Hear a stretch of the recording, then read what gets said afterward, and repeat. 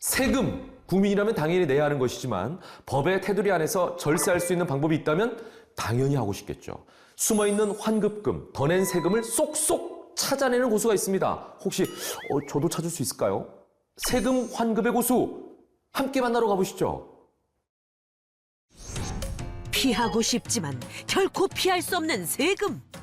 혹시 잘못 나온 건 아닐까 고민을 해보지만 결국에는 고지서 금액 그대로 납부를 하게 됩니다.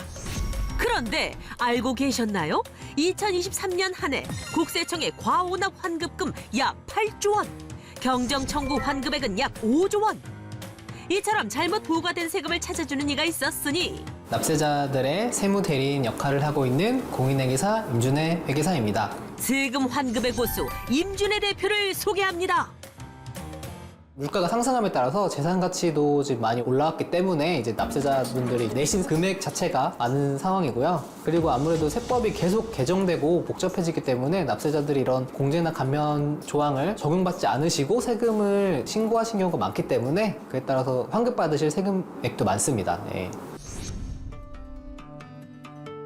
이른 오전부터 고수를 만나기 위해 찾아왔다는 의뢰인.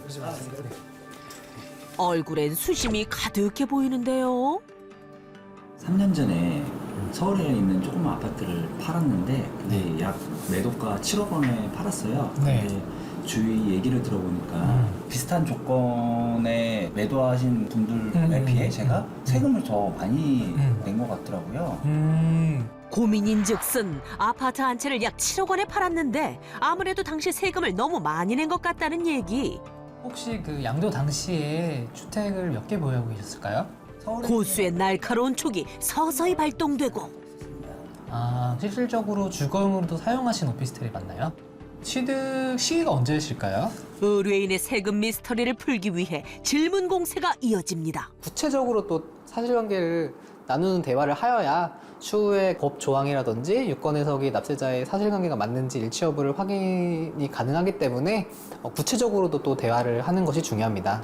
미리 의뢰인에게 부탁한 자료를 받아 꼼꼼하게 분석하면서 조금씩 진실의 조각을 맞추는 임준의 고수. 과연 의뢰인은 세금을 환급받을 수 있을까요? 제가 검토를 해봤는데요. 그 세법 부칙 조항에 보면 2009년 3월 16일부터 2012년 10월 30일까지 취득한 주택에 대해서는 다주택자가 2018년 4월 1일부터 주택을 양도하는 경우에는 그 중과세율이 적용이 안 되는 부칙 조항이 있으므로 제가 볼 때는 그 세금 환급이 가능한 것 같습니다. 경영청구 업무를 진행해 드릴 수 있을 것 같습니다. 네, 아유 감사합니다. 그렇다면 의뢰인이 경정 청구를 통해 환급받을 수 있는 금액은 얼마나 될까요? 제가 지금 계산기로 잠깐 계산해 봤을 때는 약 3천만 원 정도 세금 환급이 가능할 것으로 보입니다. 예. 와, 3천만 원 정도 받을 수 있다는 거죠? 네, 세부적인 증빙을 확인해 봐야겠지만, 네, 현재로서는 네, 가능할 것 같습니다. 예, 아유 감사합니다. 아유 회계사님.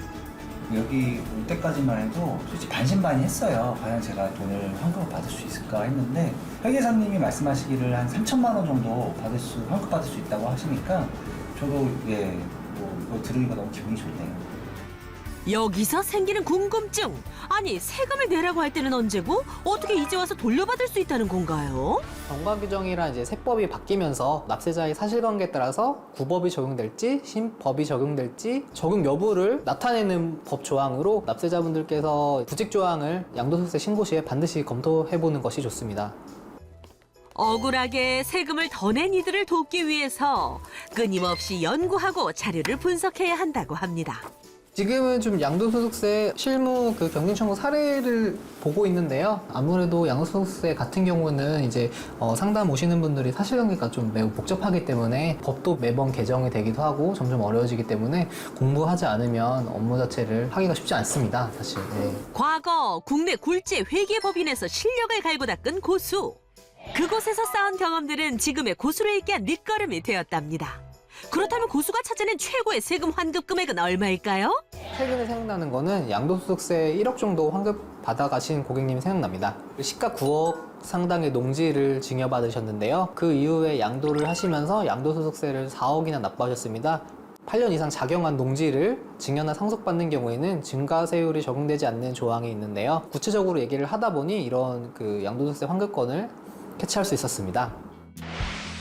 그날 오후 경기도에 있는 한 법인 회사를 찾은 고수.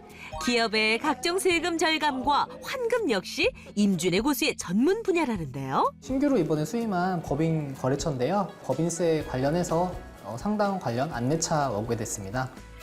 한 분석 보고서에 따르면 중소기업 중 잘못 부과되어 더 낸 세금을 돌려받을 수 있는 기업이 무려 44%에 달했다고 하는데요.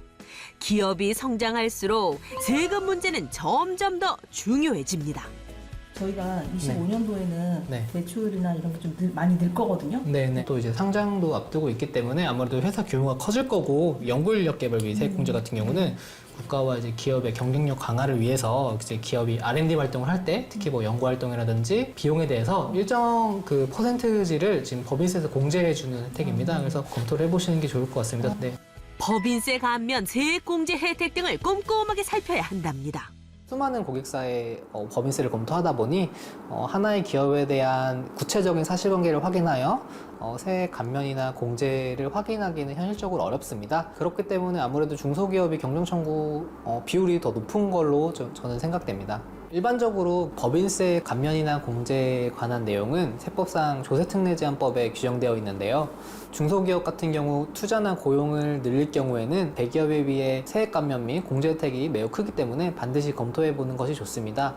제일 무서운 부분이 또 세금 쪽이거든요. 그래서 혹시 또 잘못 냈거나 아니면 이렇게 더 낸 걸 경정 청구까지 하는 뭐 이런 부분도 알려주셔가지고 너무 많이 도움이 됐습니다.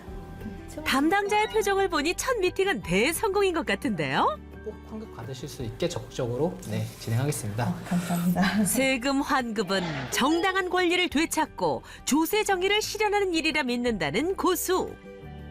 제가 이러한 경영청구제도들을 통하여 납세자분들의 권리 구제에 힘쓰고 납세자들을 위한 세무대리인이라는 타이틀을 얻도록 노력하겠습니다. 세금을 많이 납부하셨더라도 환급받을 수 있기 때문에 너무 걱정 안 하셔도 됩니다. 화이팅!